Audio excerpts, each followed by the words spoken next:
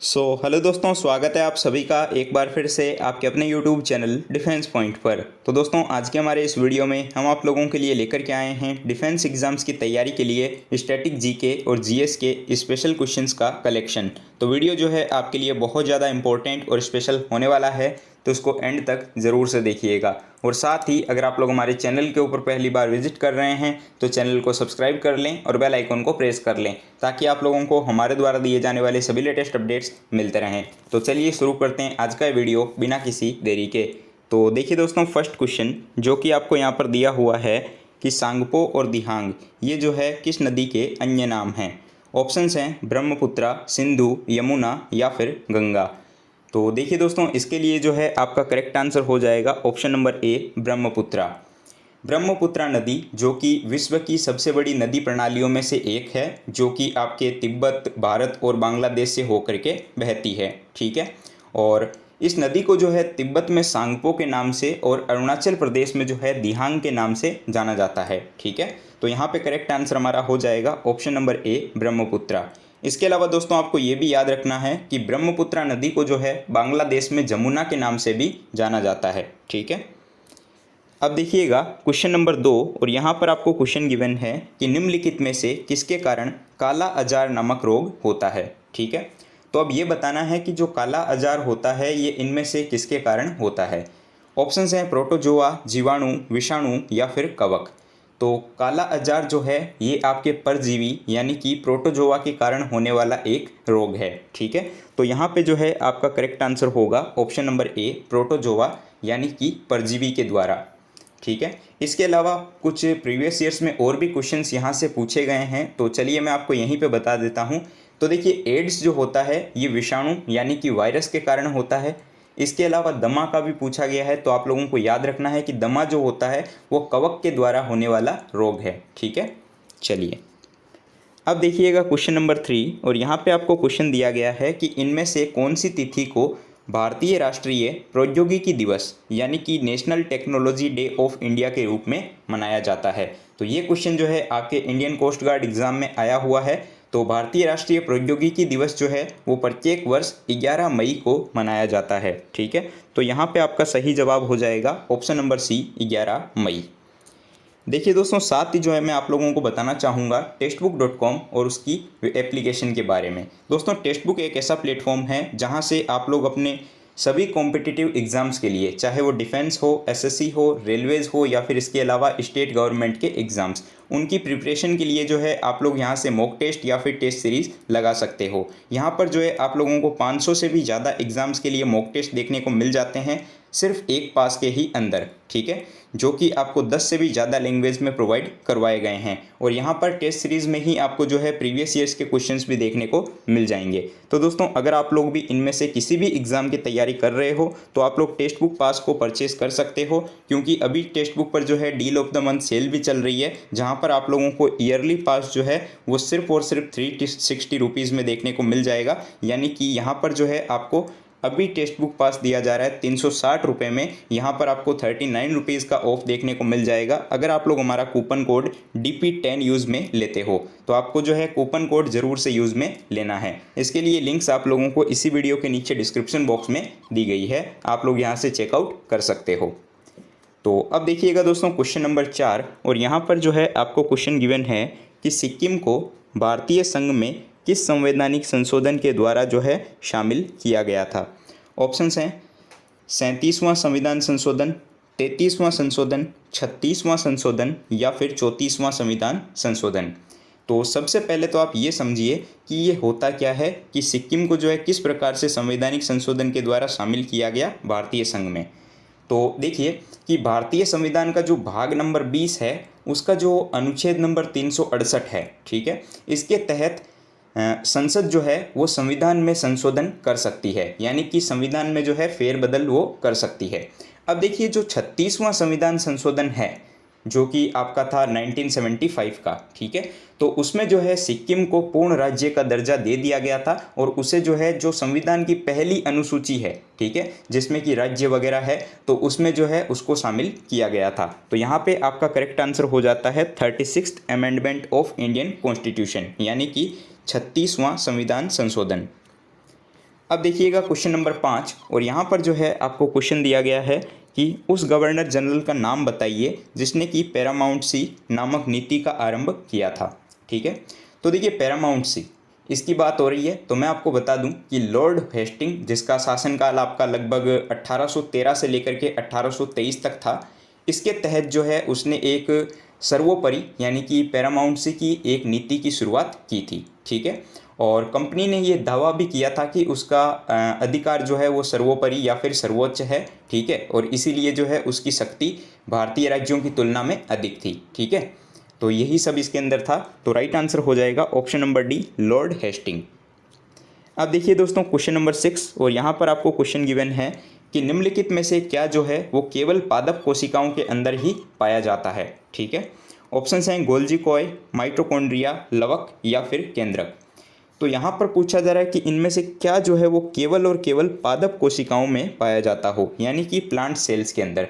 तो देखिए प्लास्टिड्स यानी कि जो लवक होते हैं वो केवल और केवल पादप कोशिकाओं में ही पाए जाते हैं। ठीक है, और ये लवक किस टाइप का होता है तो मैं आपको बता दूं थोड़ा सा कि ये जो है ना एक दोहरी झिल्ली से घिरी हुई संरचना होती है जिसमें कि अपना डीएनए और राइबोसोम होते हैं। ठीक है, और ये 3 प्रकार के होते हैं, तो ये भी आप लोग ध्यान में रख सकते हो। राइट आंसर हो जाएगा ऑप्शन नंबर सी, प्लास्टिड्स यानी कि लवक।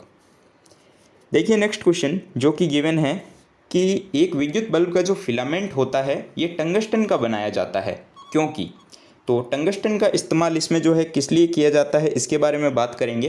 तो देखिए टंगस्टन का प्रयोग जो है वो फिलामेंट के रूप में इसलिए किया जाता है कि टंगस्टन जो होता है जिसका प्रतीक W होता है, यानी कि इसको W के द्वारा रिप्रेजेंट किया जाता है, इसका जो मेल्टिंग पॉइंट होता है यानी कि जो गलनांक बिंदु होता है वो काफ़ी ज़्यादा हाई होता है। ठीक है, और टेम्परेचर जो होता है वो कोफिशिएंट होता है यानी कि निम्न होता है। ठीक है, तो इसी कारण से जो है इसको विद्युत बल्ब में फिलामेंट के तौर पर यूज़ में लिया जाता है। तो राइट आंसर हो जाएगा कि उसका गलनांक अधिक होता है इस कारण से। देखिएगा नेक्स्ट क्वेश्चन, तो क्वेश्चन नंबर 8 में आपको दिया गया है कि कौन सी पंचवर्षीय योजना पीसी महालनोबिस मॉडल पर आधारित थी। ठीक है, तो देखिए कि द्वितीय पंचवर्षीय योजना जो थी वो पीसी महालनोबिस मॉडल के ऊपर आधारित थी। ठीक है, और द्वितीय पंचवर्षीय योजना की अगर अवधि की मैं बात करूं तो ये हो जाएगी आपकी 1956 से लेकर के 61 तक। ठीक है, जिसमें कि आपके तीव्र औद्योगिकीकरण के साथ साथ जो है वो आपके भारी उद्योग वगैरह के ऊपर भी जो है काफ़ी ज़्यादा बल दिया गया था। और आपको पता होगा कि इसी के अंतर्गत जो है आपके राउरकेला, दुर्गापुर, इनमें जो है इस्पात संयंत्र की भी स्थापना की गई थी। ठीक है, तो यहाँ पे जो है इसके लिए राइट आंसर होगा ऑप्शन नंबर बी, दूसरी पंचवर्षीय योजना। क्वेश्चन नंबर 9 देखिएगा, ये क्वेश्चन काफ़ी इंपॉर्टेंट है और बार बार एग्जाम्स में आता है। तो क्वेश्चन दिया गया है कि भारतीय अंतरिक्ष कार्यक्रम जो है वो किसके द्वारा शुरू किया गया था, यानी कि इंडियन स्पेस प्रोग्राम। तो ऑप्शंस हैं विक्रम साराभाई, विजय साराभाई, राहुल कुमार या फिर विवेक साराभाई। तो यहाँ से जो है आप लोग ऑप्शन से ही बता सकते हो क्योंकि बाकी के ऑप्शंस जो है वो आपको देखते ही पता चल जाएंगे। तो यहाँ पे आपका राइट आंसर हो जाएगा option number A, Vikram Sarabhai.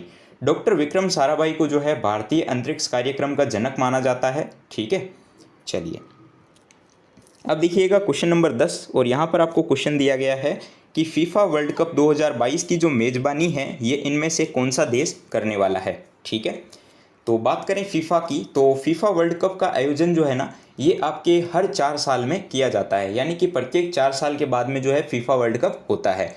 और इसका जो पहला आयोजन था वो आपका 1930 में उरुग्वे ने किया था। ठीक है, उरुग्वे में किया गया था, और ये जो मैच हुआ था वो उरुग्वे और अर्जेंटीना के बीच में हुआ था। ठीक है, शायद आपको याद होगा। और यहाँ पर बात हो रही है कि 2022 का वर्ल्ड कप जो है फीफा का ये कहाँ पर आयोजित होगा, तो ये जो है आपका कतर के अंदर आयोजित होने वाला है। तो right answer will be option number D, Qatar. Now question number 11, और यहाँ पे देखिए क्वेश्चन आपको गिवन है कि इनमें से कौन सा जो है केरल का एक प्रसिद्ध फेस्टिवल गेम है। तो ये भी आपके जो है इंडियन कोस्ट गार्ड के एग्जाम में अभी पूछा गया था, तो काफ़ी इंपॉर्टेंट क्वेश्चन है। इसके अलावा एसएससी के काफ़ी एग्जाम्स में ये क्वेश्चन पूछा जाता है।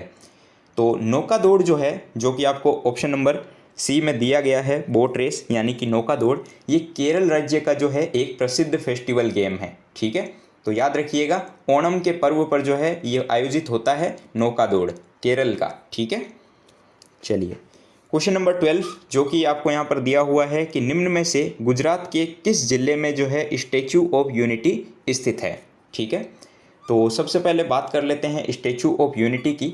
तो देखिए स्टैचू ऑफ यूनिटी जो है ये आपके गुजरात के नर्मदा ज़िले के, ठीक है, गुजरात का जो नर्मदा जिला का केवड़िया है वहाँ पर स्थित है। ठीक है, और सरदार पटेल की जो 143वीं जयंती थी उसके अवसर पर 2018 में, ठीक है, 31 अक्टूबर 2018 को जो है इसका उद्घाटन किया गया था। और स्टैचू ऑफ यूनिटी जो है वो विश्व की सबसे ऊंची 182 मीटर की मूर्ति है। ठीक है, तो ये भी याद रखिएगा। तो यहाँ पे जो है राइट आंसर हो जाएगा option number A Narmada. Now question number 13 और यहाँ पर देखिएगा क्वेश्चन आपको गिवन है कि भारतीय संविधान के निम्न में से किस भाग में जो है मौलिक अधिकारों का वर्णन किया गया है। ठीक है, ऑप्शन हैं भाग 1, भाग 4, भाग 2, भाग 3। तो यहाँ पर देखिएगा कि संविधान का जो भाग 3 है जिसमें कि अनुच्छेद नंबर 12 से 35, ठीक है, इनके अंदर जो है मौलिक अधिकारों का विवरण है। ठीक है ना, और भारतीय संविधान का जो भाग 3 है ना, इसको भारत का मैग्ना कार्टा जो है इसकी भी संज्ञा दी गई है। तो ये भी याद रखिएगा, काफ़ी इंपॉर्टेंट क्वेश्चन है, बार बार ये रिपीट होता है। तो यहाँ पे राइट आंसर हो जाएगा ऑप्शन नंबर डी भाग 3 जिसके अंदर मौलिक अधिकारों का वर्णन है। नाउ क्वेश्चन नंबर 14 और यहाँ पर क्वेश्चन आपको दिया गया है कि क्षारीय धातुएं ठंडे पानी के साथ जो है तेजी से अभिक्रिया करती है जिसके परिणाम स्वरूप डैश का विस्थापन होता है। ठीक है, तो ऑप्शंस हैं हाइड्रोजन, कार्बन डाइऑक्साइड, नाइट्रोजन या फिर ऑक्सीजन। तो देखिएगा कि जो क्षार धातुएं होती है ना वो ठंडे पानी के साथ में जो है प्रबलता से अभिक्रिया करती है जिसके कारण क्या होता है कि हाइड्रोजन का मतलब ये विस्थापन हो जाता है। ठीक है, तो हाइड्रोजन, लिथियम, सोडियम और इनको जो है क्षारीय मृदा धातु कहा जाता है। ठीक है, और क्षारीय मृदा धातुओं की विशेषता क्या होती है, तो देखिए कि ये नरम, चमकदार और कम पिघलने वाली जो है अत्यधिक प्रतिक्रियाशील धातुएं होती है। ठीक है, और हवा के संपर्क में आने से जो है ये धूमित हो जाती है। तो राइट आंसर होगा ऑप्शन नंबर ए हाइड्रोजन। अगला क्वेश्चन जो कि आपको यहाँ पर दिया हुआ है कि निम्नलिखित में से कौन सा राज्य भारत की 7 बहनों यानी कि 7 सिस्टर्स ऑफ इंडिया के अंतर्गत शामिल नहीं है। ठीक है, तो ये क्वेश्चन भी बहुत ज़्यादा इंपॉर्टेंट है, यहाँ ध्यान से देखिएगा। ऑप्शंस दिए गए हैं मेघालय, नागालैंड, सिक्किम या फिर अरुणाचल प्रदेश। तो देखिए भारत में जो है 7 सिस्टर्स के नाम से अरुणाचल प्रदेश, असम, मेघालय, त्रिपुरा, मिजोरम, मणिपुर और नागालैंड, ठीक है, ये जो है 7 सिस्टर्स के नाम से जाने जाते हैं। और ये सातों जो है ये पूर्वोत्तर भारत में स्थित हैं। लेकिन सिक्किम जो है ना ये पूर्वोत्तर में एक पर्वतीय राज्य है। ठीक है, और जिसका आकार जो है ना मतलब अंगूठे के समान है। ठीक है, तो ये जो है 7 सिस्टर्स के अंडर नहीं आता। तो यहाँ पे राइट आंसर हो जाएगा ऑप्शन नंबर सी सिक्किम।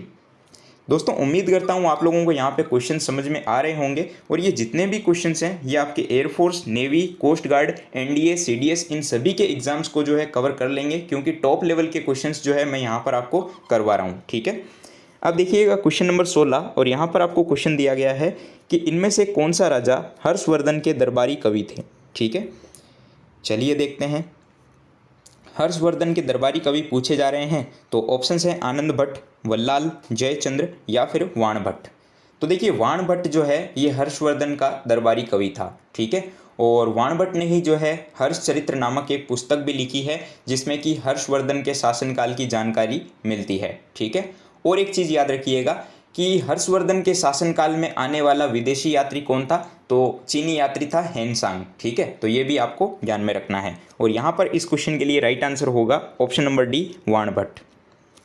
अब देखिए क्वेश्चन नंबर 17 और यहाँ पर क्वेश्चन दिया गया है कि उस्ताद अमजद अली खान ये जो है निम्नलिखित में से किस वाद्य यंत्र के वादक थे। ऑप्शन हैं बांसुरी, सरोद, शहनाई या फिर संतूर। तो देखिए कि उस्ताद अमजद अली खान, ठीक है, जो कि एक प्रसिद्ध सरोद वादक हैं। ठीक है, तो करेक्ट आंसर हो जाएगा ऑप्शन नंबर बी सरोद वादक। देखिए मैं आपको बता दूं कि महत्वपूर्ण व्यक्ति और उनसे जुड़े हुए क्षेत्र, इसमें से जो है क्वेश्चन आपके एयरफोर्स, नेवी और कोस्ट गार्ड के नॉन टेक्निकल्स एग्जाम में पूछे जाते हैं। ठीक है, तो ये अक्सर रिपीट होते हैं, तो एक बार इनको आप लोगों को देख लेना है। देखिए उस्ताद बिस्मिल्लाह खान का भी पूछा जाता है तो वो हो जाएंगे शहनाई से रिलेटेड। ठीक है, तो ये भी आप ध्यान में रखिएगा। नाउ क्वेश्चन नंबर 18 और यहाँ पर आपको क्वेश्चन गिवन है कि भारत के राष्ट्रपति को शपथ कौन दिलाता है। ठीक है, यानी कि ओथ। ऑप्शंस हैं प्रधानमंत्री, भारत के अटॉर्नी जनरल, भारत के मुख्य न्यायाधीश या फिर उपराष्ट्रपति। तो भारतीय संविधान का जो अनुच्छेद नंबर 60 है, इसके अंदर जो है राष्ट्रपति द्वारा जो है शपथ का प्रारूप वर्णित है इसके अंदर, ठीक है। और भारत के राष्ट्रपति को जो शपथ है ना, ये जो भारत का मुख्य न्यायाधीश होगा, ठीक है, या उनकी उपस्थिति में जो है उच्चतम न्यायालय का जो वरिष्ठ न्यायाधीश होता है वो दिलाता है, ठीक है। तो यहाँ पर इसके लिए राइट आंसर हो जाएगा option number C, chief justice of India, यानी कि भारत के मुख्य न्यायाधीश। अगला सवाल क्वेश्चन नंबर 19। तो यहाँ पर क्वेश्चन है कि उच्चतम न्यायालय की जो है प्रथम महिला न्यायाधीश कौन थी। तो भारत में प्रथम महिला, इस टॉपिक से भी जो है क्वेश्चन अक्सर जो है एग्जाम में पूछे जाते हैं। तो सर्वोच्च न्यायालय की जो प्रथम महिला न्यायाधीश है वो एम फातिमा बीवी थी, ठीक है, जो कि आपको ऑप्शन नंबर बी के अंदर गिवन है। तो यहाँ पे राइट आंसर होगा option number B, M Fatima Beevi. और ये जो है ना, ये आपके 1989 में, ठीक है, इस पद के ऊपर नियुक्त हुई थी, ठीक है। अब देखिएगा क्वेश्चन नंबर 20, जो कि आज के इस वीडियो का लास्ट क्वेश्चन है। और यहाँ पर आपको क्वेश्चन गिवन है कि भारतीय संघ की कार्यपालिका का संवैधानिक प्रमुख कौन होता है। बहुत इंपॉर्टेंट क्वेश्चन है, एनडीए और सीडीएस दोनों एग्जाम्स में आया हुआ है। इसके अलावा शायद मुझे याद आ रहा है कि एयरफोर्स वाई में भी ये पूछा जा चुका है। ऑप्शंस हैं प्रधानमंत्री, राष्ट्रपति, थल सेना अध्यक्ष या फिर लोकसभा अध्यक्ष। तो भारतीय संघ की जो कार्यपालिका का संवैधानिक प्रमुख होता है वो राष्ट्रपति होता है, ठीक है, यानी कि प्रेसिडेंट। तो करेक्ट आंसर हो जाएगा ऑप्शन नंबर बी। देखिए, भारतीय संविधान के अनुच्छेद 53 के अनुसार जो है संघ की कार्यपालिका शक्ति जो होती है ना, वो राष्ट्रपति के अंदर ही निहित होती है। इसके अलावा आपको ये तो पता ही है कि भारतीय सेनाओं का जो सर्वोच्च सेना नायक होता है वो भी राष्ट्रपति ही होता है, ठीक है। तो दोस्तों, उम्मीद करता हूँ कि आज जो मैंने आपको 20 क्वेश्चंस बताए हैं, ये सारे क्वेश्चंस आपको समझ में आ गए होंगे। तो अब एक क्वेश्चन आप लोगों के लिए है क्वेश्चन फॉर यू सीरीज़ में। तो इसका राइट आंसर क्या होगा वो आप लोगों को जो है इस वीडियो के नीचे कमेंट बॉक्स में कमेंट करके बताना है। और आपके लिए क्वेश्चन है कि ठोस से गैसीय माध्यम में जाते समय ध्वनि की जो चाल होती है उसके ऊपर क्या परिवर्तन देखने को मिलता है, ठीक है। ऑप्शंस हैं कि डज नॉट चेंज, यानी कि कोई परिवर्तन नहीं होता, चाल बढ़ जाती है, चाल घट जाती है, या फिर सेम रहती है, यानी कि परिवर्तित होती रहती है, या फिर फ्लैक्चुएट होती रहती है। तो इनमें से क्या राइट आंसर होगा वो आप लोग जो है कमेंट बॉक्स में बताइएगा। तो उम्मीद करता हूँ वीडियो आपको पसंद आया होगा। तो वीडियो को लाइक कीजिएगा, वीडियो कैसा लगा ये कमेंट करके ज़रूर से बताइएगा। तो मिलते हैं हमारे एक नए वीडियो में, तब तक के लिए जय Hind and thank you so much for watching this video.